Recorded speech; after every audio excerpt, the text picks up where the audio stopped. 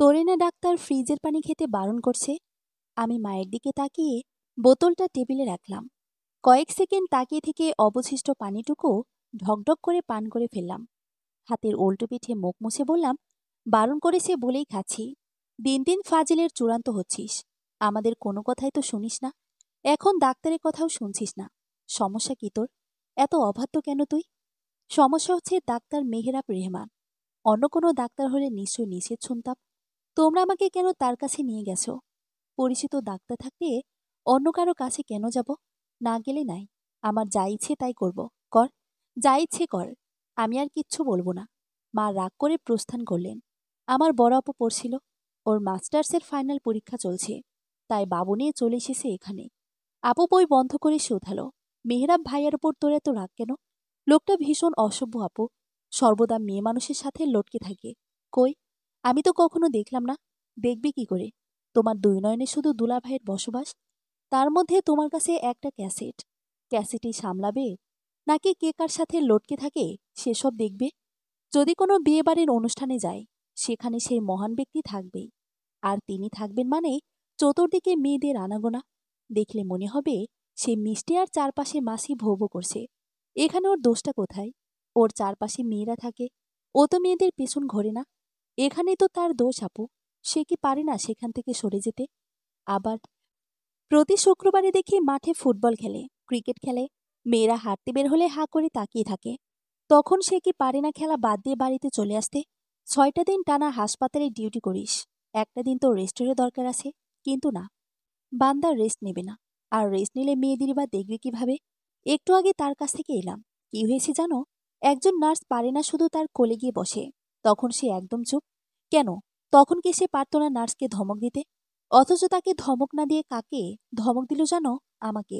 মাকে বলে আমি নাকি বেশি বেশি আইসক্রিম, কোক আর ঠান্ডা পানি খেয়ে ঠান্ডা লাগিয়েছি। আমার ঠান্ডা লাগুক, ঠান্ডার ১৪ গোষ্ঠী লাগুক, তাতে ওই ডাক্তার ব্যাটার কি? আমি কি খাবো কি খাবো না সেগুলোর মেনু ঠিক করে দেওয়ার কে সে? পুষ্পিতা থাম। তুই যেটা করছিস সেটা বাড়াবাড়ি। সবসময় সিচুয়েশনে একরকম থাকে না। তাছাড়া সে আমাদের প্রতিবেশী, বড় ভাইয়ের মতো। সে কি করে করুক তাতে আমাদের কি? তুই কেন রাগ করে নিজের ক্ষতি করবি? ফ্রিজের পানি এত খাস না। ভাইয়ের মতো না, ছাইয়ের মতো। সে ছাইয়ের মতোও না। ছাই ওড়ালে তো অমূল্য রতন পাওয়ার সম্ভাবনা থাকে। ভাব সম্প্রসারণ পরনেই, যেখানে দেখিবে ছাই, ওড়াইয়া দেখো তাই, পাইলেও পাইতে পারো অমূল্য রতন। কিন্তু তারে উড়াইলে আর ফিরেও পাবে না। মেয়েদের নিয়ে গুম করে যাবে। আই জাস্ট হেট হিম। আমি তাকে একদম পছন্দ করি না। তাতে তার কি? তোর পছন্দ না করায় তার কিছু যায় আসবে না, রাইট? তেমনি তার বারণ করাতেও আমার কিছু যায় আসবে না। আমার যা ইচ্ছে আমি তাই করব। মাও তো পারমিশন দিয়ে গেল। সুতরাং তুমি এখন আমায় নিয়ে মাথা না ঘামিয়ে পড়া শুরু করো। একটু পরে তোমার ক্যাসেট ঘুম থেকে উঠে কান্নাকাটি করে সারা বাড়ি মাথায় তুলে ফেলবে। আপু রেগে আগুন গরম দৃষ্টিতে তাকিয়ে বলল, তোর মতো ঘাড়তেরা যার কপালে জুটবে তার জীবন শেষ। আমি আপুর কথায় পাত্তা দিলাম না। ফ্রিজ থেকে কোকের বোতল নিয়ে বারান্দায় চলে গেলাম। রাগে পুরো শরীর আমার রেডি করছে। বেটা ডাক্তার, গুনে গুনে আমার চেয়ে ৮টা বছরের বড়। কিন্তু দেখলে মনে হয় ২০ বছরের টকবগে যুবক। যেমন তার কণ্ঠস্বর, তেমন তার সৌন্দর্য। একটা ছেলেকে আল্লাহ এত কেন সুন্দর বানাবেন? বিকেলে মেহেরাব ভাইয়ের ভাতিজি টুম্পা আমার কাছে পড়তে এলো। ওর হাতে অনেকগুলো চকলেট। কিছু চকলেট আমাকে দিয়ে বলল, আন্টি, এগুলো চাচ্চু তোমাকে দিয়েছে। আমি যত্ন করে নখের নেল পলিশ পরছিলাম। টুম্পার কথা শুনে ওর দিকে তাকিয়ে বললাম, আমার জন্য চকলেট? টুম্পা ওপর নিচ মাথা ঝাঁকালো। আমি গম্ভীর হওয়ার ভান ধরে বললাম, ওই লটকালটকির লোকটাকে বলে দেবে আমি কোনো বাচ্চা নই। আমার জন্য যেন আর কখনো চকলেট না পাঠায়। আমি যেন ভুল কিছু ভেবেছি কিংবা ভুল কিছু বলেছি, এবং সেটা সংশোধন করার দায়ে টুম্পা তড়িঘড়ি করে বলল, লটকা লতি কে আন্টি? চকলেট তো আমার চাচু পাঠিয়েছে। আমি ভ্রু কুঞ্চন করে বললাম, লটকা লতি না, কথাটা হবে লটকা লটকি। আর কথাটি তোমার চাচুকেই বলেছি। আমার চাচুর নাম তো মেহেরাব। তোমার চাচু যখন হয়েছিল তখন তো আর তোমার দাদা দাদি জানতেন না যে ভবিষ্যতে তোমার চাচুর লটকা লটকির স্বভাব হবে। টুম্পা মুখটা গোবিচারা করে বলল, এটার মানে কি আন্টি? আমি একটুখানি চুপ থেকে করে বললাম, এটার মানে হচ্ছে মহৎ লোক, ভালো লোক। এখন তাড়াতাড়ি অঙ্ক বই বের করো। কালকে যে লসাগু গসাগু করতে দিয়েছিলাম, করেছো? খাতা বের করো দেখি। ঘণ্টাখানেক পরিয়ে টুম্পাকে ছেড়ে দিলাম। তার মিনিট দুয়েকের মাঝেই লটকা লোকটি সাহেব আমাদের বাড়িতে এলেন। চোখে মুখে দুর্দান্ত রাগ। ঘটনা কি এখনো ঠিক বুঝতে পারছি না। তিনি গম্ভীর হয়ে আমাকে বললেন, ছাদে এসো তো, কথা আছে। ঠান্ডায় আমার অবস্থা নাজেহাল। আমি তার দিক ফিরেই হাঁচি দিয়ে বললাম, এখানেই বলুন।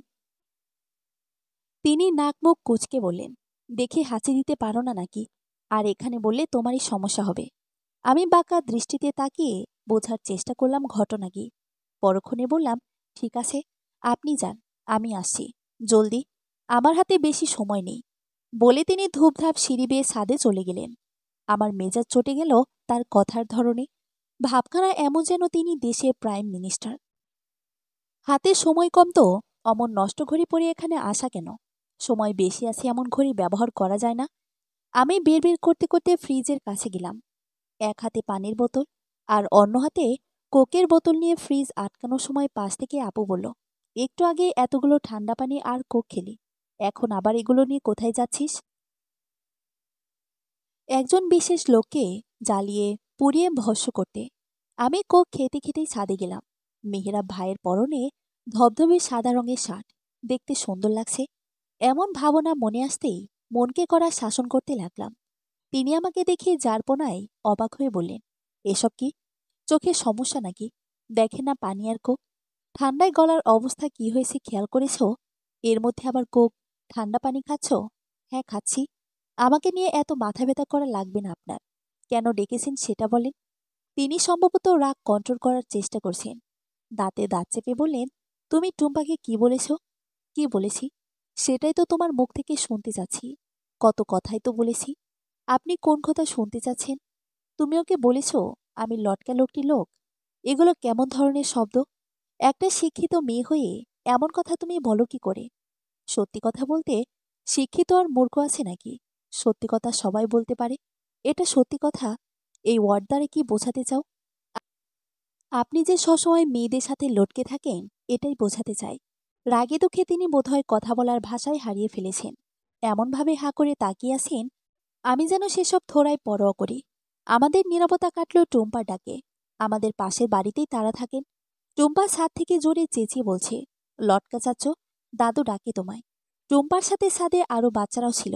ওরাও নতুন নাম শুনে বেজায় আনন্দিত। এমন নাম ইতোপূর্বে কখনো শোনেনি বলে কথা। ওরাও সমস্বরে লটকা চাচ্চু বলে ডাকছে।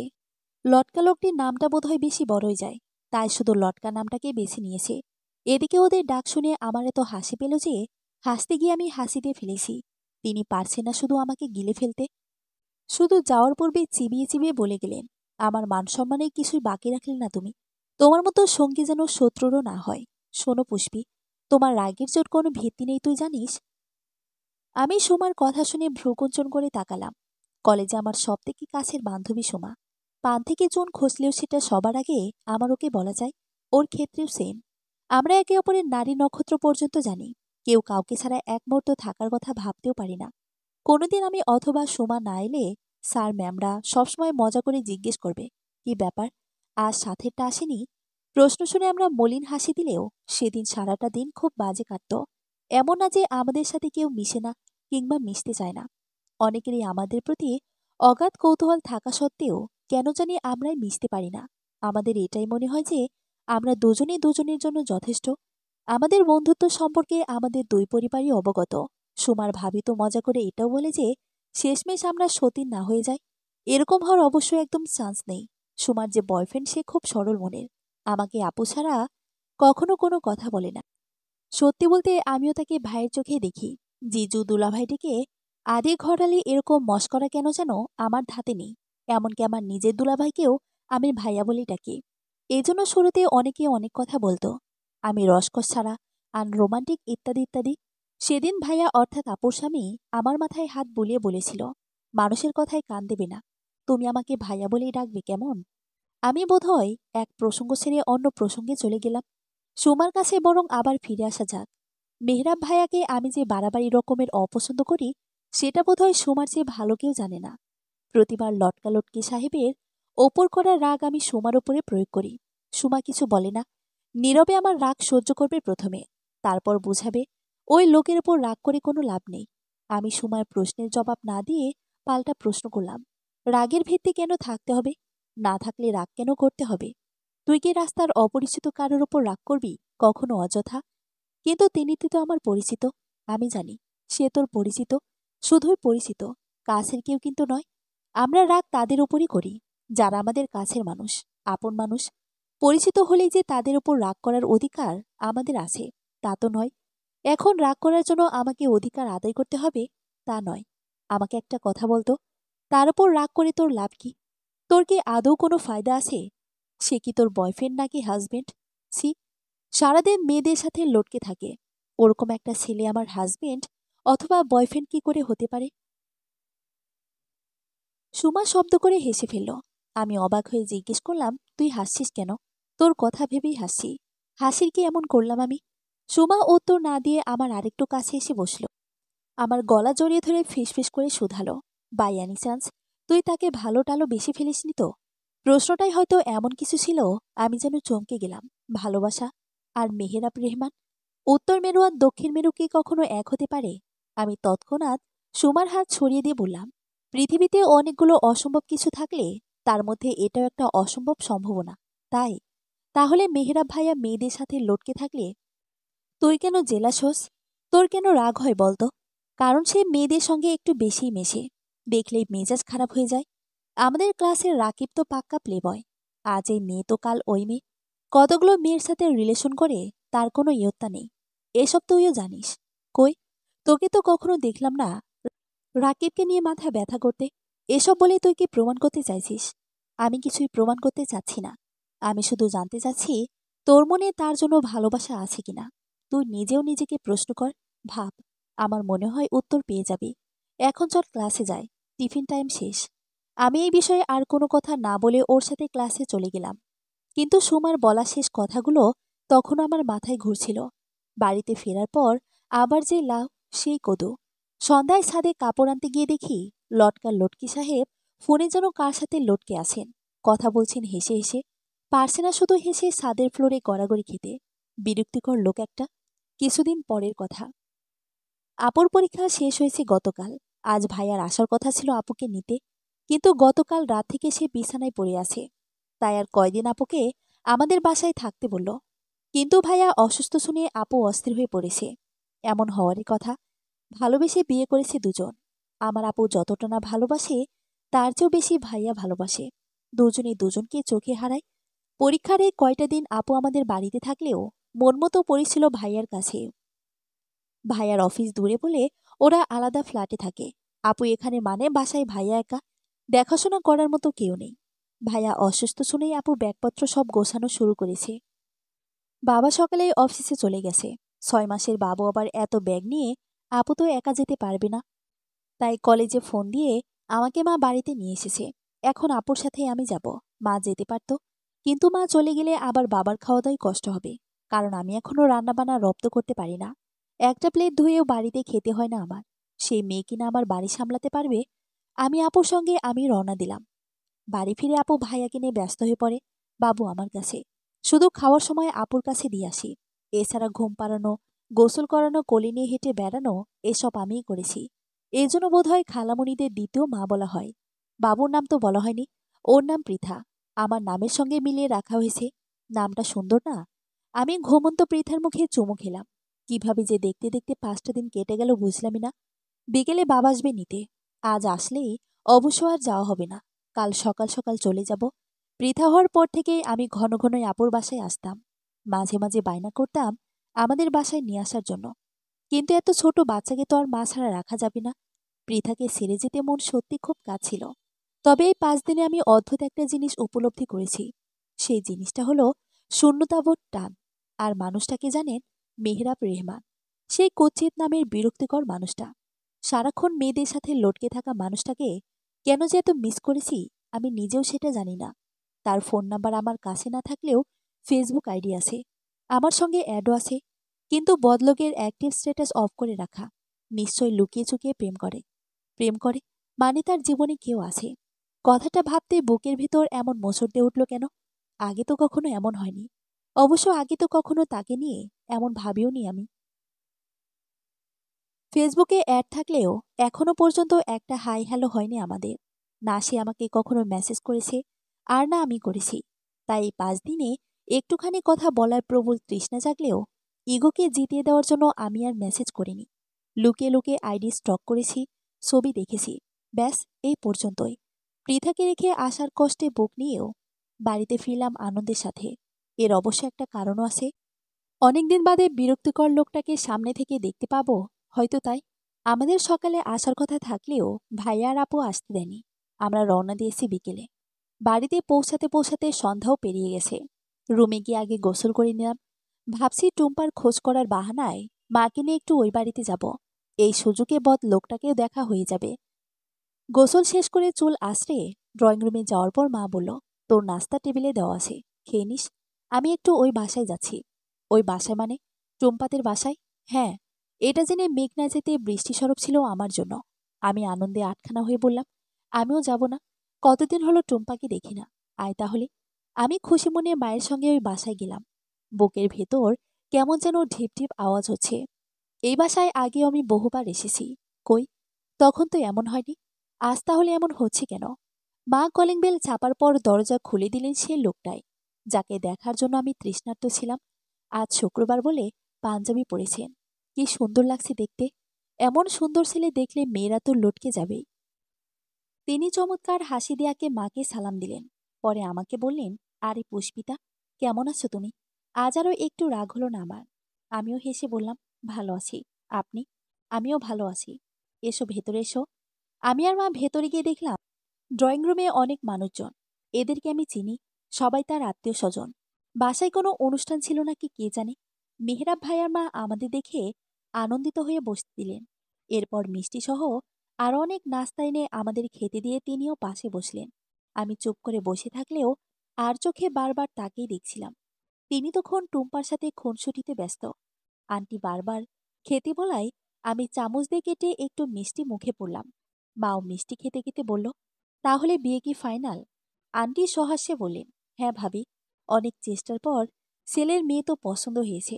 আল্লাহর রহমতে এখন বিয়েও ঠিক। আগামী মাসের 10 তারিখে বিয়ের ডেট ফিক্স করা হয়েছে। ওরা আজ এসে মেহরাবকে আংটি পরিয়ে গেছে। আমরা আগামীকাল যাব মেয়েকে আংটি পরাতে। মিষ্টি আর আমার গলা দিয়ে নামল না। আমি অবিশ্বাস্য দৃষ্টিতে আন্টির দিকে তাকিয়ে আছি। আর তার বলা কথাগুলো শুনছি। সবকিছু কেমন যেন ঘোরের মতো লাগছে।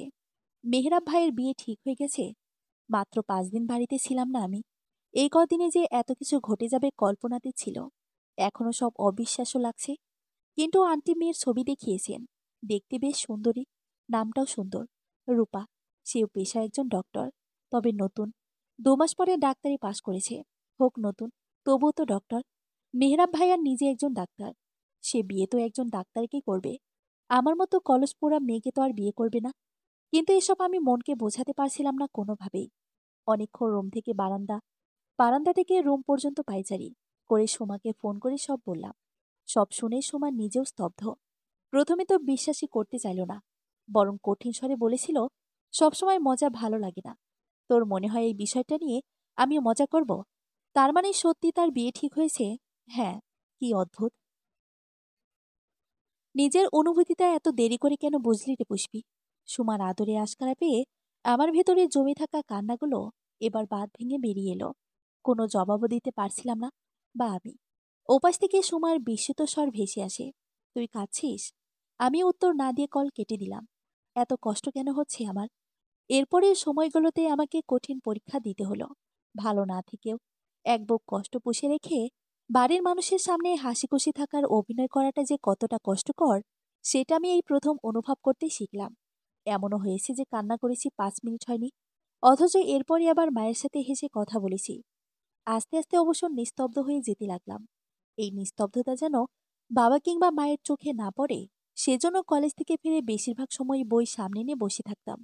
এর দুটো সুবিধা: এক, বাবা মা ভাবতো আমি পড়ছি, তাই আর বেশি কাছে আসতো না, বিরক্ত করতো না। 2, এই সুযোগে আমি নিজের মতো করে কাঁদতে পারতাম। চেষ্টা করতাম নিজেকে ব্যস্ত রাখার। কলেজে গেলে সুমার সঙ্গ কিছুটা হলেও আমাকে স্বস্তি দিত। সবচেয়ে বেশি কষ্ট হতো যখন আমি মেহরাব ভাইয়াকে দেখতাম। আগে তার হাসি দেখলে রাগ লাগতো।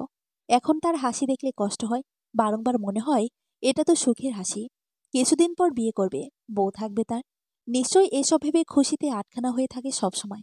কলেজ থেকে বাড়ি ফেরার পথে বাস থেকে নামার পর মেহরাব ভাইয়ের সঙ্গে দেখা হয়ে গেল। তার সঙ্গে তার বড় ভাই, ভাবি আর মা ছিল। আমাকে দেখেই তিনি একগাল হেসে জিজ্ঞেস করলেন, কি ব্যাপার পুষ্পিতা, কলেজ থেকে ফিরলে নাকি? আমি মলিন হেসে মাথা দোলালাম। ভদ্রতার সূচক জিজ্ঞেস করলাম, আপনারা সবাই কোথায় যাচ্ছেন? এই তো একটু শপিং করতে যাচ্ছি। ভাবি তখন মেহরাব ভাইয়াকে পিঞ্চ মেরে দুষ্টুমি করে বলল, শুধু শপিং বলছো কেন? বলো যে বিয়ের শপিং করতে যাচ্ছ। উনি হাসছেন, কিছুটা লজ্জাও পেয়েছেন বোধহয়। তার এই সুখের হাসি আমার সহ্য হচ্ছিল না, বুকটা এফোর ওপর করে দিচ্ছিল। আন্টি তখন বললেন, যাবে নাকি আমাদের সাথে? চলো যাই। বিয়ের কেনাকাটায় আমাদের একটু হেল্প করলে না হয়? আসলে আন্টি, বাড়িতে থাকলে যেতাম, মাত্র কলেজ থেকে ফিরছি, একটু ক্লান্ত আর কি। তাও তো ঠিক, সমস্যা নেই, তুমি বাড়িতে গিয়ে রেস্ট নাও। ধন্যবাদ আন্টি, কিছু মনে করবে না প্লিজ। না না পাগলি মেয়ে, কি মনে করব, সাবধানে যেও তুমি। আচ্ছা। আমি আর মেহেরাব ভাইয়ের দিকে তাকালাম না। বলা চলে তার সুখের হাসি পুনরায় দেখার সাহস হলো না আমার। রিকশায় উঠে পুরোটা পথ কাঁদতে কাঁদতে বাড়ি ফিরলাম আমি। ভালোবাসায় এত বিরহ কেন? মন থেকে চাইলেই আসলে সবসময় সবকিছু পাওয়া যায় না, এর জন্য ভাগ্য থাকা লাগে। কিন্তু এতটাও ভাগ্যবতী আমি নই। সময়ের প্রহর ফুরিয়ে মেহেরাব ভাইয়ের বিয়ের দিন ঘনিয়ে এসেছে। ভেবেছিলাম তার বিয়ের আগ দিয়ে আমি আপুর বাসায় চলে যাব, কিন্তু আমার ভাবনায় পানি ঢেলে গায়ে হলুদের আগের দিনই ভাইয়া আর পৃথাকে নিয়ে আপু আমাদের বাসায় চলে এসেছে। বাধ্য হয়ে বাড়ির সবার সঙ্গে আমাকেও গায়ে হলুদের অনুষ্ঠানে যেতে হয়েছে। আমার বুকের ভেতরটা যন্ত্রণায় জ্বলে পুড়ে সারকার হয়ে গেলেও সবার সামনে প্রাণখোলা হাসি দিতে হয়েছে। চারপাশে সবার এত হাসি, আনন্দ সব আমার গলায় কাটা হয়ে বিচ্ছিল। ধীরে ধীরে মানুষটা অন্য কারো হয়ে যাচ্ছে, অথচ আমি কিছুই বলতে পারছি না, কিছুই করতে পারছি না। সবচেয়ে আফসোস তো এটা ভেবে লাগে যে মানুষটা জানেই আমি তাকে কত ভালোবাসি। ড্রেসিং টেবিলের সামনে বসে যখন নানা রকম চিন্তাভাবনা করছিলাম, আপু তখন পিঠে চাপড় দিয়ে বলল, আর কতক্ষণ বসে থাকবি, চল তাড়াতাড়ি। মেহরাব ভাইয়ের সাথে বরযাত্রীতে আমরাও যাচ্ছি। বাবা নিষেধ করলেও আঙ্কেল শোনেনি। দুজনের মাঝে সখ্যতা বন্ধুত্ব বেশ গাঢ় কিনা। অন্যদিকে আবার মায়ের এবং আন্টির গলায় গলায় ভাব। সুতরাং আমাদের না তাদের কাছে টিকে থাকলে পারল না। বাড়ি থেকে বের হতে গাড়িতে উঠে বসেছিলাম, তখন গাড়ির জানালা দিয়ে দেখলাম মেহরাব ভাই আর তার বন্ধুরা আসে। সবাই বেশ হাসাহাসি করছে। আমার চোখ আটকে ছিল অফ হোয়াইট রঙের শেরওয়ানি পরে বর সাজা মেহরাব ভাইয়ের দিকে। বর সাজে তাকে এত সুন্দর লাগছে, সঙ্গে তার মিষ্টি হাসি। সে যখন ফুল দিয়ে সাজানো গাড়িটাতে উঠে বসল, তখন আমার বুক থেকে ভারী দীর্ঘশ্বাস বেরিয়ে আসে। একটু কাঁদতে পারলে ভালো লাগতো, বুকটা এত ফাঁকা ফাঁকা লাগছে। আমি পৃথার তুলতুলে নরম শরীরটা বুকে জড়িয়ে নিয়ে আড়ালে চোখের পানি ফেললাম। কেউ যদি ভালোবাসার ব্যাপারে আমার কাছে পরামর্শ চায়, তাহলে প্রথমেই তাকে ভালোবাসতে নিষেধ করব। ভালোবাসার যে বড্ড বিরহ আর বিষাদ। কনের বাড়ি পৌঁছানোর পর কনের পরিবার সবাইকে সাদরে গ্রহণ করলে। চারপাশে কেমন যেন শীতলতা। আমার কোনো কিছুই ভালো লাগছিল না। সবাইকে আগে খেতে দেওয়া হলো। আমার গলা দিয়ে কোনো খাবারই নামছিল না। খাবার নেড়েচেড়ে নষ্ট করে আমি উঠে গেছি। পৃথাকে কোলে নিয়ে একপাশে চুপ করে বসেছিলাম। আর মাত্র কিছু সময়ের ব্যবধান, এরপরই সে চিরদিনের জন্য অন্য কারো হয়ে যাবে। অথচ আমি একটাবার নিজের মনের কথাটাও বলতে পারলাম না। সবার খাওয়া দাওয়ার পাক চুকে যাওয়ার পর কাজী সাহেব যখন বিয়ে পড়ানোর ব্যাপারে এগোতে চাইলেন, তখনই শরীর শীতল করার মতো খবর পেলাম কোণে নেই। বরযাত্রী পৌঁছানোর আগেই সকালে পালিয়ে গেছে। কিন্তু এ কথা তারা কিভাবে বলবেন বুঝতে পারছিলেন না। তারা আঙ্কেলের হাতে ধরে ক্ষমা চাইলেন, অনুনয় বিনয় করলেন। এই খবরে কার কেমন মনের অবস্থা আমি জানি না, তবে আমি এত বেশি খুশি হয়েছি যে ইচ্ছে করছিল এই নীরব পরিবেশে গান ছেড়ে একা একাই নাচি। মেয়ের এমন কর্মকাণ্ডে কনের পরিবার লজ্জিত, তাদের ক্ষমা চাওয়ার মুখ নেই। বড় মেয়ের বদলে এখন তারা তাদের ছোট মেয়ের স্বর্ণালীর সাথে মেহরাব ভাইয়ের বিয়ে দিতে যাচ্ছে। এ কথা শুনে আমার খুশি সব উবে গেল, মেজাজ গেল চোটে। এটা কেমন ধরনের কথা হলো? আমি মেহরাব ভাইয়ের দিকে তাকালাম।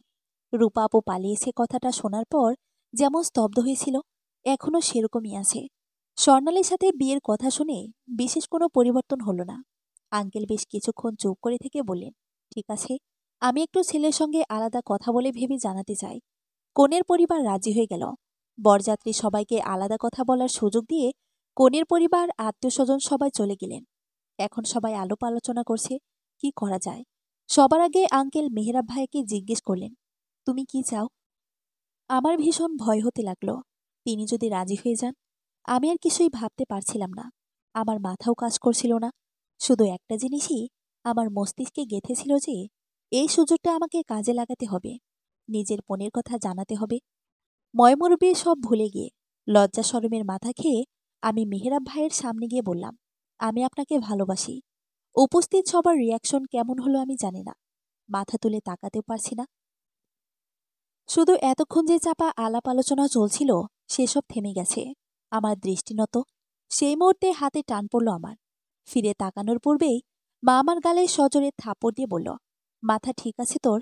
আরও একটা থাপড় দেওয়ার পূর্বেই মেহেরাব ভাইয়ের বাবা আটকে ফেললেন।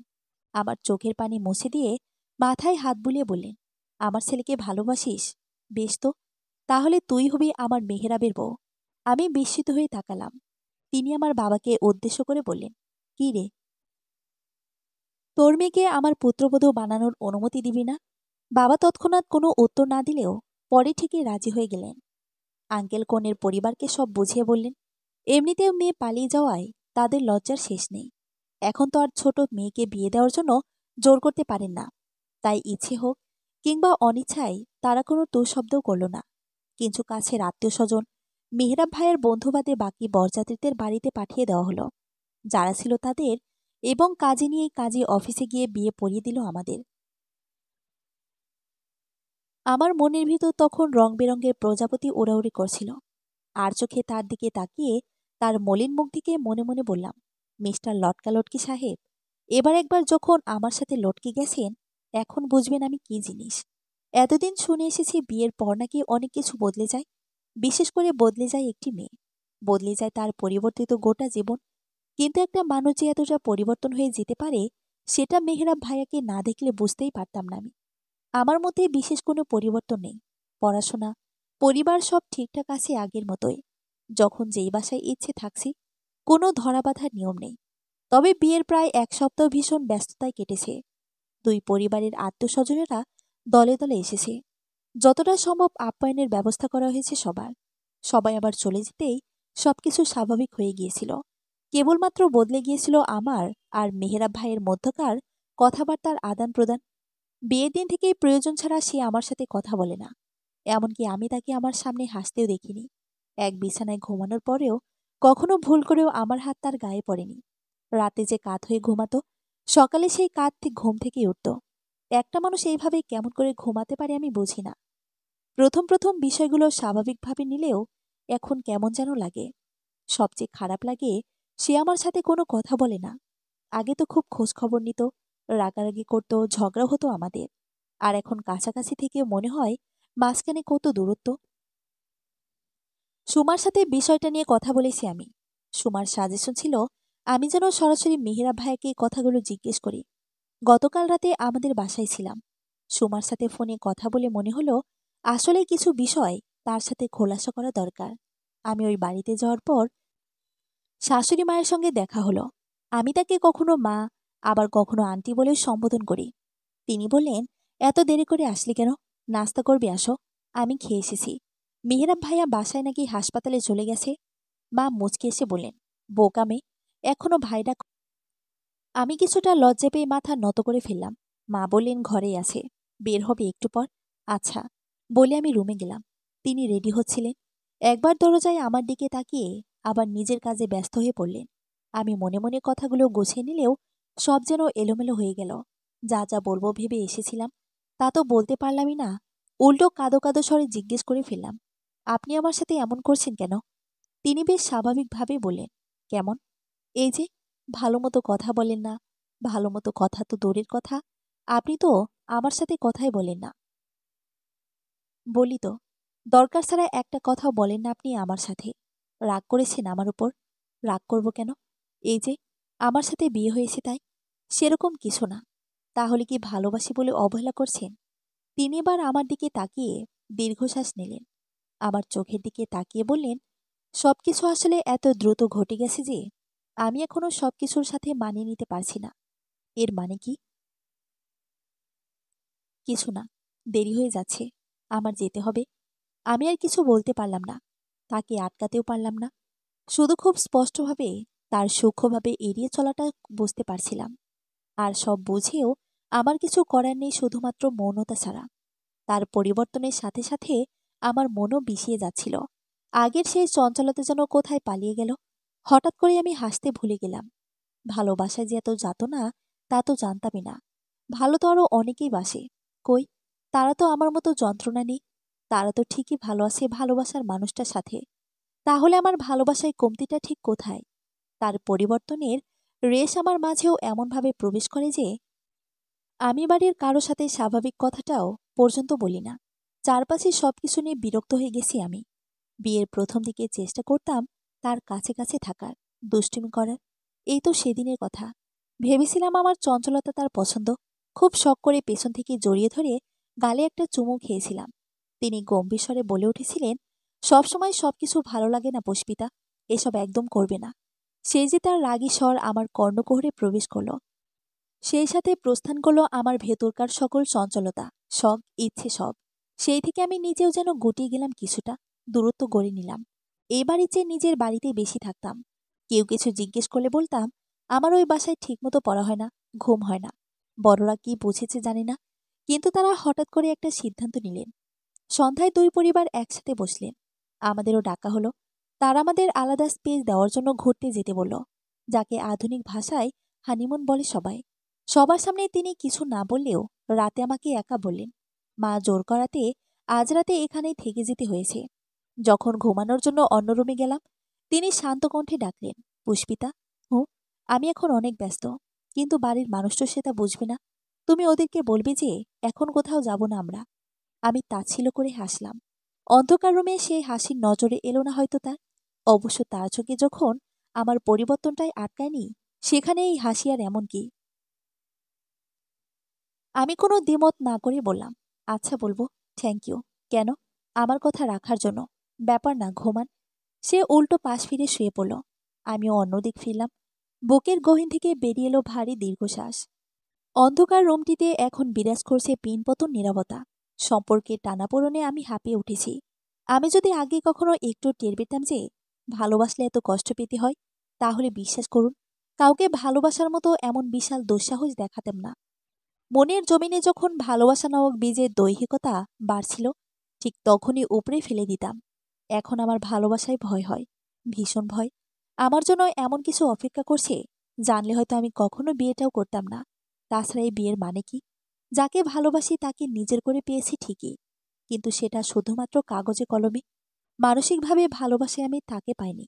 আমার এত বেশি কষ্ট হয় যে মিথ্যে হাসি দিতে গেলেও বুকে টান পড়ে, চিনচিনে একটা ব্যথা হয়।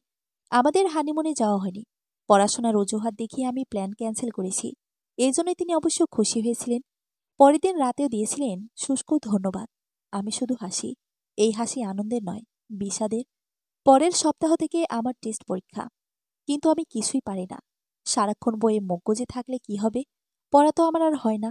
বাড়ির সবাই ধারণা ছিল মেয়ে খুব পড়ছে, একদম বিরক্ত করা যাবে না। কিন্তু ভেতরে ভেতরে আমি যে পুরো শেষ হয়ে যাচ্ছিলাম, এটা কাউকে বোঝাতে পারছিলাম না। আমি চাচ্ছিলাম নাও কে বুঝুক। বুঝে আর কি হবে? আমার এই পরিণতির জন্য তো আমি নিজেই দায়ী। ভালোবাসার মতো দুঃসাহস দেখিয়েছি, শাস্তি তো আমার প্রাপ্যই।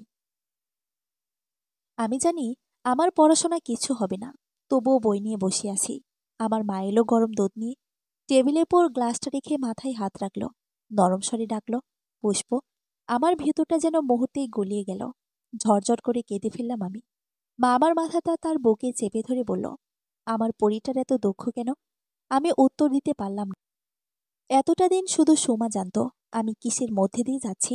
বুকে আগলে আমাকে মানানোর চেষ্টা করত, কিন্তু তবুও কোথাও কিছুর যেন একটা কমতি ছিল। আমার খুব ইচ্ছে করত একটু মায়ের কোলে মাথা রেখে মন ভরে কাঁদি। কখনো বা ইচ্ছে করত ওই মানুষটার বুকে মাথা রেখে সব কষ্টগুলো ওগরে দিয়ে জিজ্ঞেস করি, কেন আমায় একটু ভালোবাসেন না? কিন্তু সবার সব ইচ্ছে কি আর পূরণ হয়? হয় না। আমারও হয়নি। মা হোক কিংবা সে, কারোর সামনে আমি নিজেকে ভেঙে চুরে প্রকাশ করতে পারিনি। আজ মায়ের আদর নরম স্বরে যেন আমার বাইরের শক্ত প্রাচীর জোরমোর করে ভেঙে গেল। মা আমাকে চেয়ার থেকে উঠিয়ে বিছানায় বসালো। মুখোমুখি বসলো নিজে। আমার চোখের পানি মুছে দিয়ে জিজ্ঞেস করলো, কি হয়েছে আমাকে বলতো? তুই এত বদলে কেন গেছিস? আমি কান্নার জন্য কথা বলতে পারছিলাম না। মা ফের বলল, বিয়ের পর কি তুই এতটাই বড় হয়ে গেলি যে আমাকেও নিজের কষ্টের কথা বলা যায় না? আগে তো সব বলতি, এখন কি মা পর হয়ে গেছি? তোর নীরবতা, শুষ্ক হাসি, গালে লেগে থাকা চোখের পানি চিটচিটে ভাব, চোখের নিচে কালো দাগ, শুকনো মুখ, সমস্ত কিছুই আমার চোখে পড়ে রে মা। আমি যে তোর মা, তোকে পেটে ধরেছি আমি। তোর সত্যি হাসি আর মিথ্যার হাসির পার্থক্য আমি বুঝি। ভেবেছিলাম তুই নিজে হয়তো আমাকে সব বলবি, কিন্তু তুই তো আমাকে পর করে দিয়েছিস। আমি মাকে জড়িয়ে ধরে হাউমাউ করে কাঁদতে কাঁদতে বললাম, সে আমাকে ভালোবাসে না মা। আমি ভেতর থেকে একদম শেষ হয়ে যাচ্ছি। মা তৎক্ষণাৎ কিছু বলল না, হয়তো আমাকে সামলে নেওয়ার সুযোগ দিল। আমি নিজেও মনে লুকিয়ে থাকা সব কষ্টের কথা মাকে অনায়াসে আজ বলে দিলাম। লক্ষ্য করলাম মায়ের শরীরও কেমন কেঁপে কেঁপে উঠছে। তাকে দেখি আমার মা, আমার জান্নাত কাঁদছে। মা আমার হাতে চুমু খেয়ে বলল, জোর করে মানিয়ে নিতে বলবো না, শুধু বলবো সম্পর্কটাকে একটু সময় দে। কষ্ট তো অনেক সহ্য করলি, আরেকটু না হয় সহ্য কর। এরপর তুই যা চাইবি সেটা তোর ভালো হবে, সেটাই হবে। তুই মেহেরাবকে চেয়েছিস, আমরা রাজি হয়েছি। তোর যদি মনে হয় তুই আর ওর সাথে থাকতে চাস না, তাহলে সেটাও আমরা মেনে নেব।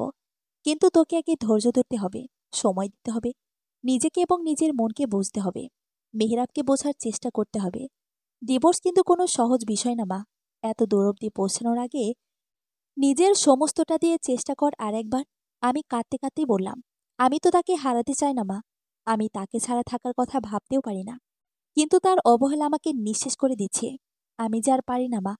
মা এবার আমায় জড়িয়ে ধরে পিঠে হাত বুলিয়ে বলল, পারতে হবে। ভালোবাসতে পেরেছিস আর নিজেকে শক্ত করতে পারবি না? আমি যেগুলো বললাম সেগুলো করার চেষ্টা কর। তার আগে পড়াশোনা ঠিকমতো কর মা। আজকাল কোনো সম্পর্কের গ্যারান্টি না থাকলেও সুন্দর ক্যারিয়ারের গ্যারান্টি কিন্তু ঠিকই আছে। তাই সাময়িক শোকে এমন কিছু করিস না যেটাতে তোর ক্যারিয়ার তৈরির পথ নষ্ট হয়। আমার পুষ্প, আমার কথা শুনবে না? আমি নীরবে মাথা দোলালাম। মাকে জড়িয়ে ধরে বললাম, আমি চেষ্টা করব মা। ব্যাস, আমার মেয়ে আমার জন্য চেষ্টা করবে, আমি এতেই খুশি। মায়ের সঙ্গে কষ্ট শেয়ার করার পর থেকে নিজেকে অনেকটাই হালকা লাগছিল। কষ্ট হলেও মায়ের কথাগুলো রাখার চেষ্টা করছিলাম। আমার খাওয়া দাওয়া, ঘুমের ব্যাপারে মা সতর্ক দৃষ্টি রাখা শুরু করেছে। আজকাল আমি আর ওই বাড়িতে যাই না। আমার শ্বশুর শাশুড়ি একবার হলে এসে আমাকে দেখে যাবে। অফিস থেকে ফেরার পথে শ্বশুর আব্বা কিছু না কিছু খাবার এনে দিয়ে যায় আর বলে, ঠিকমতো যেন পড়াশোনা করি। শাশুড়ি মাও এটা ওটা রান্না করে নিয়ে আসে। আমার ভাসুর প্রতিদিন না এলেও সপ্তাহে একদিন আসবে, জোর করে হাতে টাকা গুজে দিয়ে যাবে। আমার যা তো নয়, যেন আপন বোন। তার শপিং ভীষণ পছন্দ। অনলাইনে কোনো কিছু পছন্দ হলেই কিনে ফেলবে।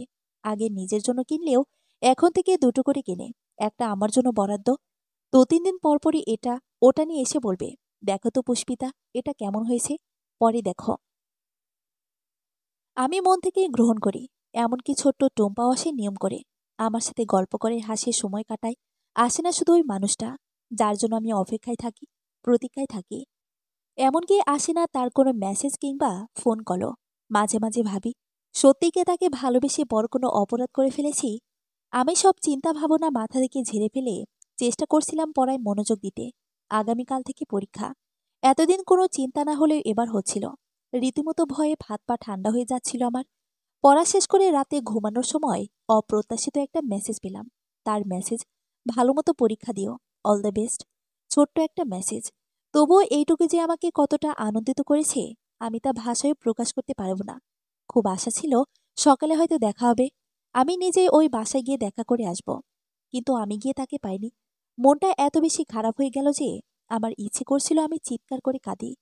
মানুষটা কি পারত না অন্তত আজকের দিনটা একবার দেখা করে একটু হাসি মুখে কথা বলতে?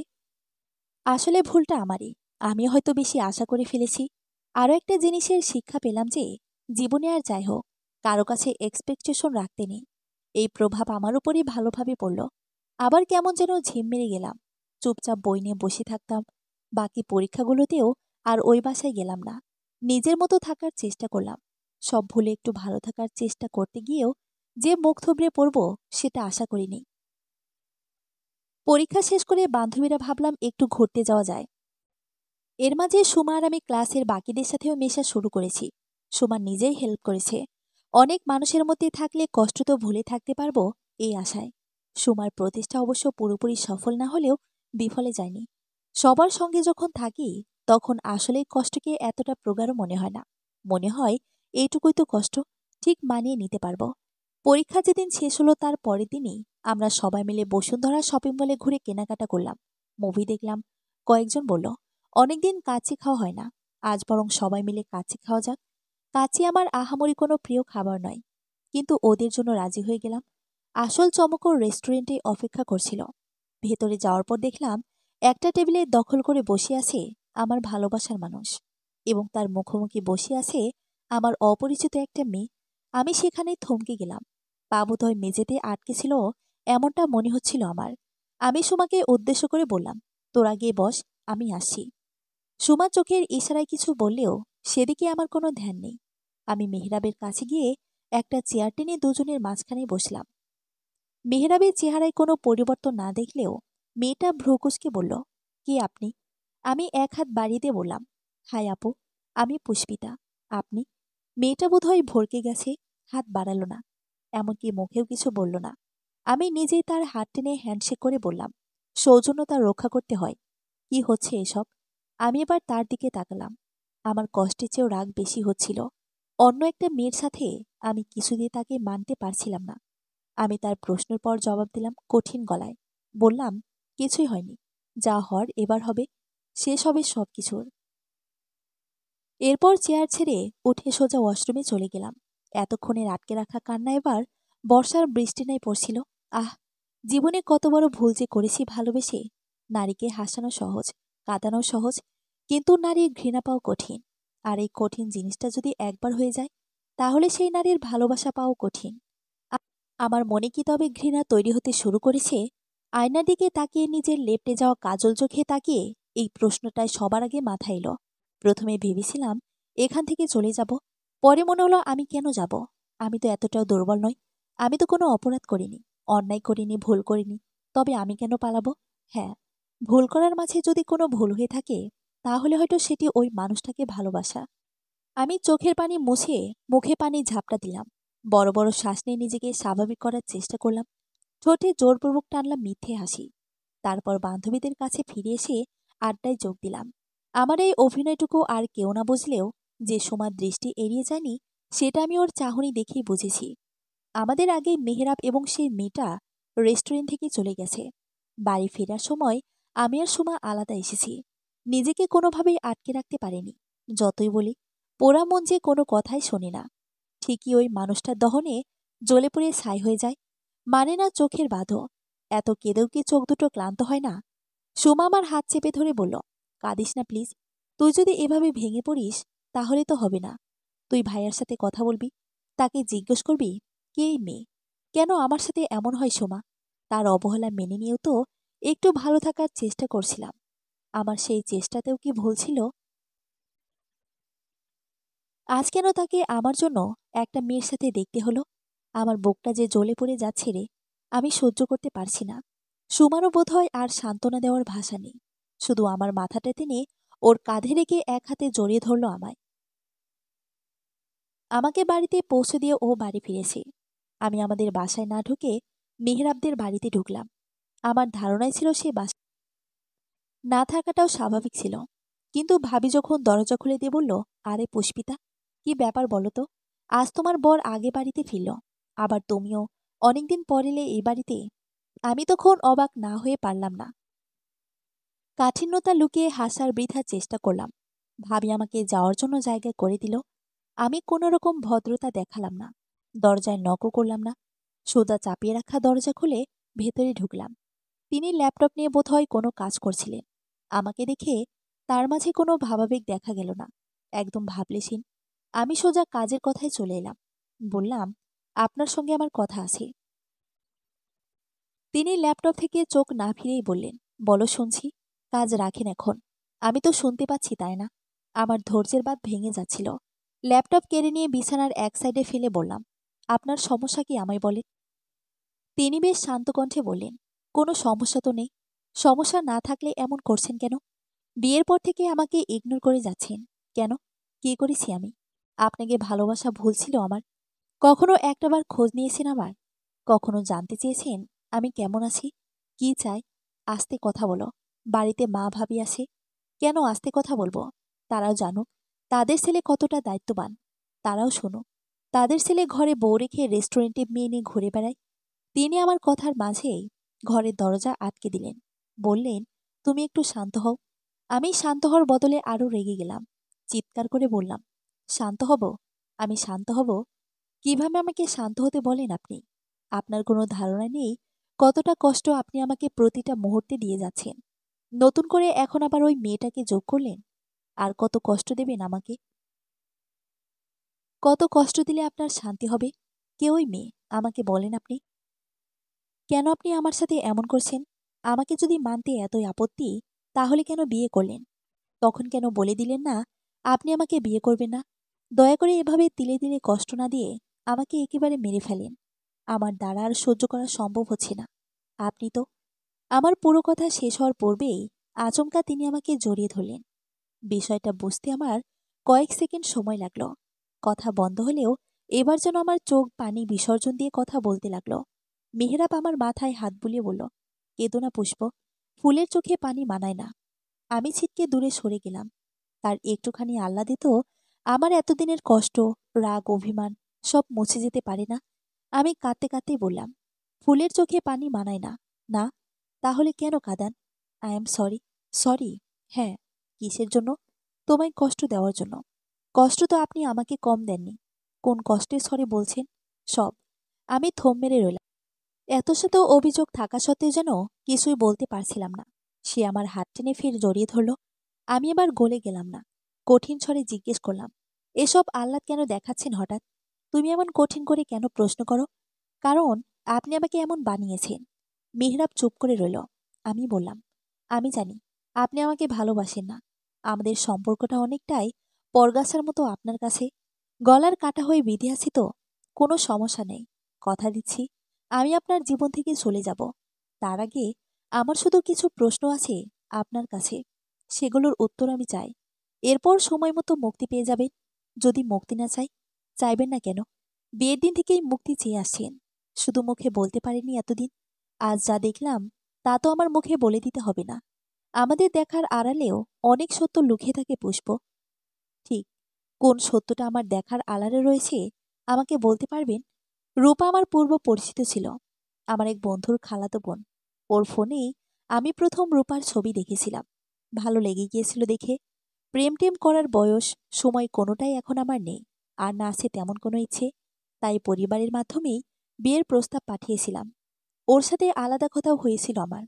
তখন বারবার জিজ্ঞেস করেছিলাম ওর অন্য কোথাও সম্পর্ক আছে কিনা। কিন্তু ও স্বীকার করেনি। কেন করেনি সেটাও জানি না। নিজের ইচ্ছেতেই বিয়েতে মত দিয়েছিল। পছন্দের মানুষটাকে পাবো তাই এক্সাইটেড ছিলাম।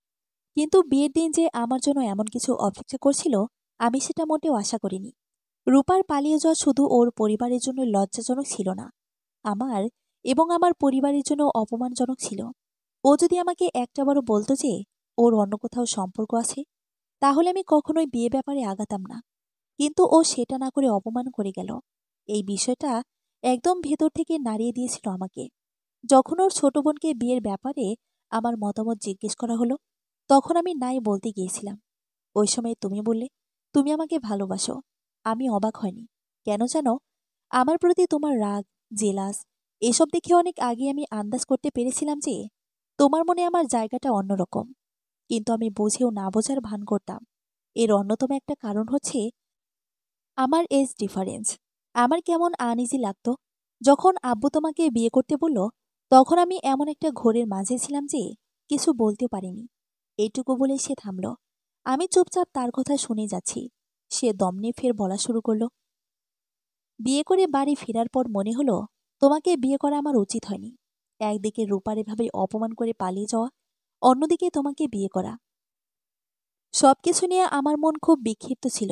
বারবার মনে হতো তোমাকে বিয়ে করে তোমার জীবনটা আমি নষ্ট করে দিয়েছি। নিজেকে অনেক ছোট লাগতো। অস্বস্তি হতো তোমার সামনে। আগের সেই সহজ স্বাভাবিক ব্যবহারও করতে পারছিলাম না। তুমি শুধু দেখেছ আমি তোমাকে এড়িয়ে গেছি। কিন্তু তুমি এটা দেখোনি যে আমি কতবার তোমার সাথে কথা বলতে গিয়েছি। তুমি এক বউ অভিমান নিয়ে রাতে কাঁদতে কাঁদতে ঘুমিয়ে যেতে। আর আমি গভীর রাতে তোমায় বুকে জড়িয়ে মাপ চাইতাম। অভিমানে তুমি নিজের বাড়িতে চলে গিয়ে ভাবতে হয়তো এখন আমি সুখেই আছি। কিন্তু তুমি দেখোনি যে প্রতিটা রাতে আমি কেমন ছটফট করেছি।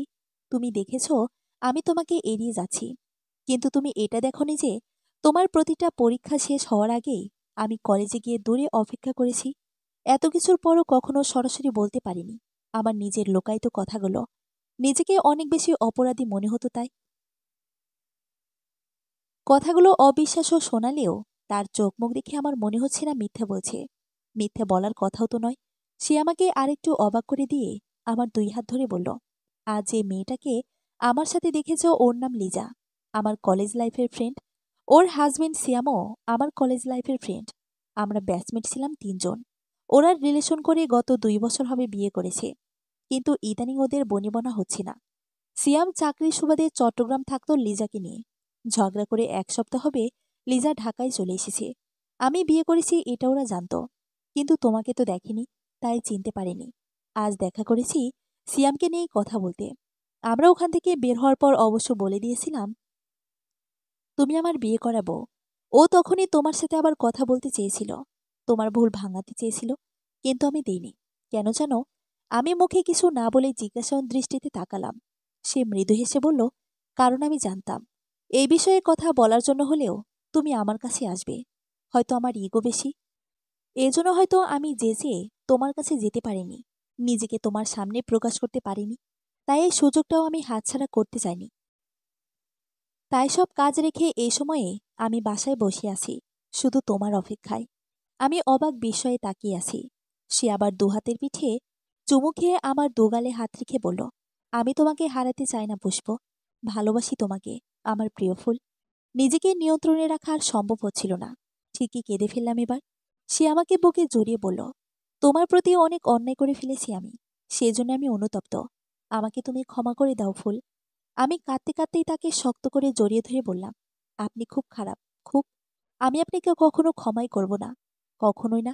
সে হেসে বলল, তাই? ঠিক আছে, ক্ষমা করতে হবে না। তোমাকে কষ্ট দেওয়ার অপরাধে তুমি না হয় আমার সাথে সারা জীবন থেকে শাস্তি দিয়ে যেও। আমি সেই শাস্তি মাথা পেতে নেব। তবুও আমাকে ছেড়ে যেও না। কেন যাব না? আপনি তো চাইতেন আমি যেন চলে যাই। না, আমি এমনটা কখনোই চাইতাম না। তবে এটাও ভাবিনি যে এভাবে তুমি আমার মনে জায়গা করে নেবে। তোমাকে দেওয়া কষ্টগুলোই যে ভালোবাসা হয়ে আমার মনে জন্ম নেবে। এটা কি ভেবেছিল বলো? আপনি একটা খারাপ লোক। আমি আপনাকে ভালোবাসি না। ভালোবাসো না তাতেই যেভাবে জড়িয়ে ধরে রেখেছ, ভালোবাসলে না জানি কি করতে। এ কথা শুনে আমি তাকে ছেড়ে দিলেও সে আমাকে ছাড়ল না। আমি রাগ দেখিয়ে নিজেকে ছাড়ানোর চেষ্টা করে বললাম, ছেড়ে দিন আমাকে। এখন তো আর সেটা সম্ভব নয়। একবার যখন এবার হাত ধরেছি, তখন মৃত্যুর আগে আর ছাড়ছি না। আমাকে এরপর আর কিছু বলার সুযোগ না দিয়েই গভীর চুমুকে দিল আমার ওষ্ঠদয়ে। আমি শান্ত হয়ে গেল আমার রাগী অভিমানী মন। মিশে গেলাম তার বুকে। খুশিতে, আনন্দে কাঁদতে কাঁদতে বললাম, আপনাকে ছেড়ে আমি কি করে থাকব? ভালোবাসি তো আমি। ভালো তো আমিও বাসি। মৌনতা কাটিয়ে এবার পূর্ণতা দিয়ে চলো সম্পর্কটাকে। আমি তার কথা না বুঝে জিজ্ঞাসানো দৃষ্টিতে তাকাতেই সে বলল, বোঝনি? ওহো। এজন্যই বাচ্চা মেয়েদের বিয়ে করতে নেই। সব একদম হাতে কলমে শেখাতে হয়। ভালোবাসি। ভালোবাসি শুধু মুখে বললেই হবে? এতদিন মৌনতা পালন করে দুজন যে সম্পর্কটাকে অপূর্ণ রাখলাম, সেটাকে পূর্ণতা দান করতে হবে না? এখনো বোঝনি? আমি দুদিকে মাথা নাড়ালাম। আসলে বুঝতে পারিনি আমি। এবার সে ধৈর্যহারা হয়ে বলল, উফ, আর মুখে কিছু বলতে পারবো না। এরপর আমাকে কোলে নিয়ে বিছানায় বসিয়ে যখন জানালা লাগিয়ে দিচ্ছিল, তখন বুঝলাম মৌনতার বদলে পূর্ণতার মানে। এত লজ্জা আর ভয় লাগছিল, সেই সাথে অদ্ভুত একটা অনুভূতি আর আনন্দ লাগছিল। আনন্দ তো হবেই। অবশেষে মানুষটা যে আমাকে ভালোবাসল। আজ তো পৃথিবীর বুকে সবচেয়ে সুখী মানুষ আমি। তার ভালোবাসার প্রতিটা ছোঁয়ায়, স্পর্শে এতদিনের জমায়িত মৌনতা একটু একটু করে ভাঙতে লাগল। সব ভালোবাসার মানুষগুলোর ভালোবাসা এভাবেই পূর্ণতা পাক। মৌনতা না আসুক কারো জীবনে। সমাপ্ত।